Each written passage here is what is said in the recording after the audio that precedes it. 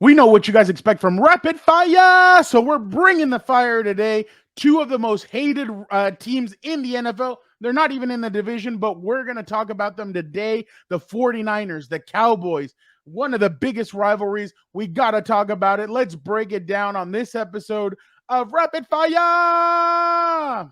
Vic, the producer, obviously the voice of God, giving us the questions. So let's get it going. Vic. Let's get it on.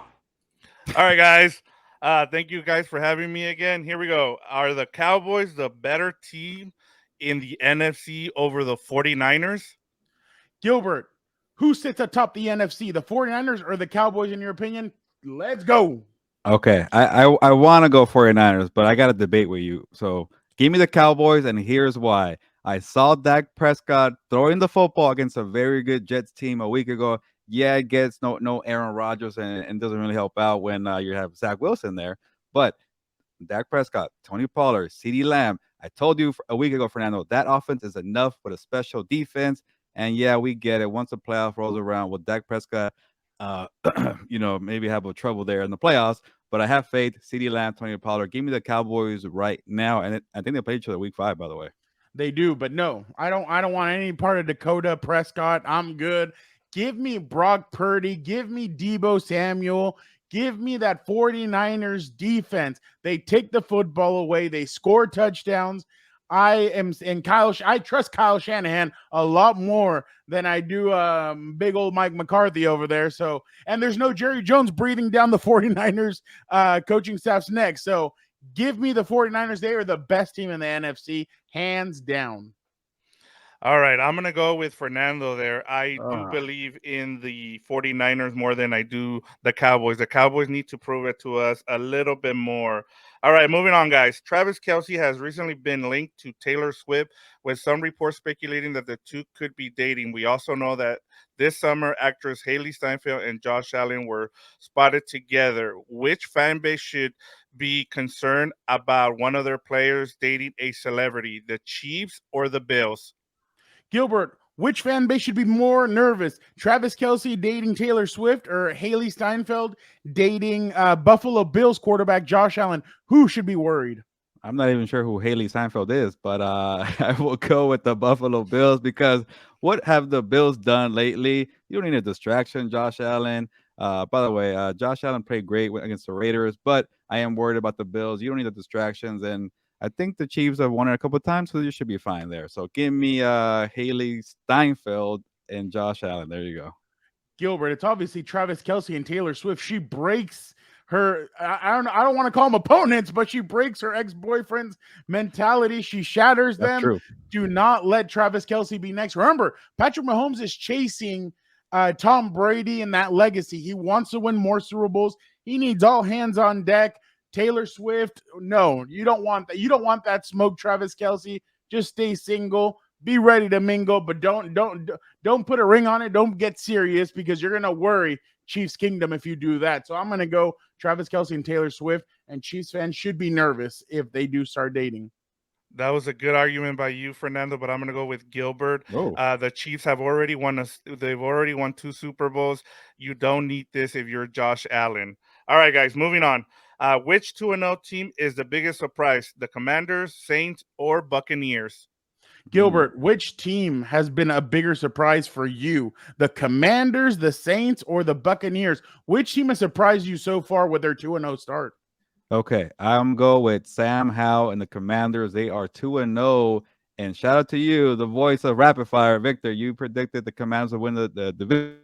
About that, because the Cowboys and the Eagles are there, but the Commanders are looking like a playoff team. I don't like that they fell behind to the Arizona Cardinals 16-10. They fell behind 21-7 to the Broncos. So there's a comeback, boys, there with Ron Rivera. But I like that defense, and I like Brian Robinson Jr. I like Terry McLaurin. So if Sam Howell could win games in crunch time, I know it's the Broncos and the Cardinals. I'm kind of maybe convincing myself otherwise. I like the Commanders at 2-0. Vic is going to give it to you because those are his Commanders, but I'm going to go with my Tampa Bay Buccaneers. Why? Because nobody believed in Baker Mayfield. What have I been saying, Gilbert? Baker Mayfield had to have learned something from Sean McVay. He's learned it. He's applying it. On third down, he is one of the best quarterbacks right now in the NFL. I told you guys that defense is loaded. They have weapons. They can do some stuff on offense. They got Mike Evans. They got Chris Godwin. They're going to do some things. So it's no surprise that it's the Tampa Bay Buccaneers. I mean, nobody believed in Baker Mayfield. He's showing the doubters up. And hey, one of those commercials are going to come a call-in, and they're going to ask him to shoot more commercials for them. So be on the lookout for that. I'll let you have that one. You like the Bucks. I'm gonna go with Fernando because I already knew that the Commanders were gonna make the playoffs, but what we've gotten from Baker Mayfield, he's the third rated quarterback in the league after 2 games. So I'm giving the point to Fernando on that one. Moving on to the next question, guys. New York Jets quarterback Aaron Rodgers didn't rule out a 2023 return during his weekly appearance on the Pat McAfee show. I want to ask you guys, if he does return with this new procedure, it'll put him around 4 months, which is the start of the NFL wild card. 2-part question: can the Jets make the playoffs without Rodgers, and will Rodgers be clear to play by wild card weekend? Gilbert, can Zach Wilson and the Jets carry themselves into the playoffs? And then there's rumors, well, not rumors, but he said it on the Pat McAfee show that Aaron Rodgers got a special surgery done to come back by the playoffs. Do you think, 2-parter, do you think that the Jets can make the playoffs without him? And do you think he'll return in less than 4 months? No, he will not return because the Jets won't make the playoffs. I am ready to say that because Zach Wilson is not a good quarterback. He is not ready to start in the NFL. Maybe he could be a decent backup, but to play every single day or every single Sunday against the good teams in the AFC, we saw what happened with the Cowboys. You can't trust Zach Wilson. They got to make a trade, though, Fernando. They make a trade, and they get maybe Jameis Winston, anybody? Gardner Minshew, anybody? They don't believe in the Jets. But for right now, take your time, Aaron Rodgers. You're not a young guy who could rush it back and play. So no on both questions. I gave you 3 no's, but no. I'll say Aaron Rodgers can't come back from this. He said it.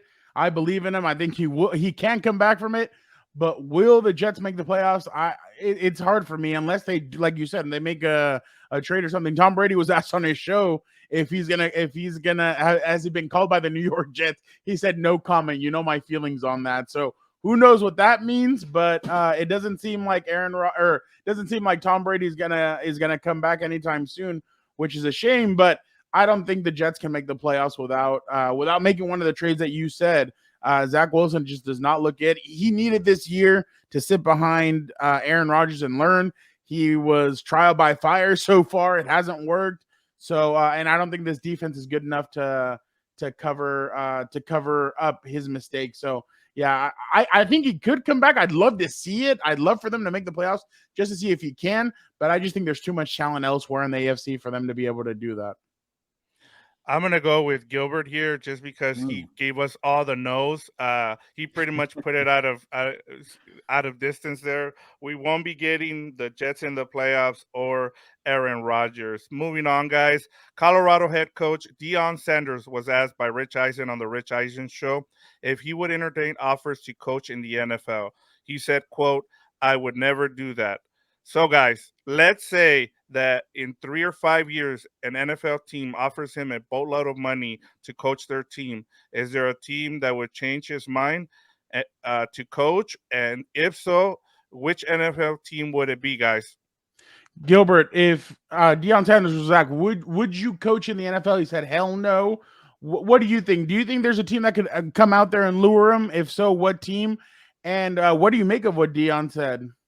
I'm gonna give you a boring answer, and I might get dinged here, but I actually believe Deion Sanders, and I might sound silly saying that, but I think he knows his strengths and weaknesses. He knows how to promote, like you, Fernando. He knows how to sell. He knows how to get people to buy in. This kind of method where you're getting people to get NIL deals, come to your program. He's a recruiter. He does that well. When it comes to the grown men in the NFL, maybe this kind of method won't work. So I think Deion knows what he has going there. He'll stay. I don't know about Colorado staying, but he'll stay in the college game and dominate for years to come. I want to agree with you, and that's where my leaning is, because I think you need people like Deion Sanders in college football to help these guys, because he's not just creating football players, he's making men out of these kids. He's helping them, but we know what college football has turned into. Hey, let's just help these kids get to the NFL, and that's it. Deion's like, no, you guys are going to sit here. You guys are going to listen to me. You guys are going to do exactly what I say. You guys are going to be men of society in a sense, and I think that's great. So in a sense, I don't think somebody can lure him, but I'll just go the Dallas Cowboys in a couple of years. Why not go back, go for the star, go coach the team that you were responsible for a number of their Super Bowls, and who knows, maybe who knows if Jerry Jones will still be alive, but I think somebody will call him and say, hey, why don't you come and make us champions? We haven't gotten there. We need you, Deion. Let's get primetime back in the D in Dallas. Take us to the promised land. So I think the Cowboys, with all that money, could lure them out of there and part ownership of a team. So there you go. I think that could lure Deion Sanders to come back to come to the NFL. And your winner is Fernando. He gave us an answer. He told us that he was gonna go with the Cowboys, and that was the number one answer on our board here. There's one more thing. I have someone to help me out. Hold on, guys. You think we need one more? Oh, You think we need one more? All right, we'll get one more. Ocean's All right. 11. Thank you to George Clooney for that. But here we go, guys. Ocean's 11. Over his 6 years of enrollment at Hogwarts, through a combination of injuries, suspension, and match cancellations, Harry Potter played in just 9 total Quidditch matches for Gryffindor, compiling a record of 7 wins and 2 losses. Now, guys, is Harry Potter an overrated or underrated Quidditch player? I'll let you guys decide. Gilbert, we're going to test your sports knowledge. We're going to go to the wizarding world of Harry Potter. Was Harry Potter an overrated or underrated Quidditch player?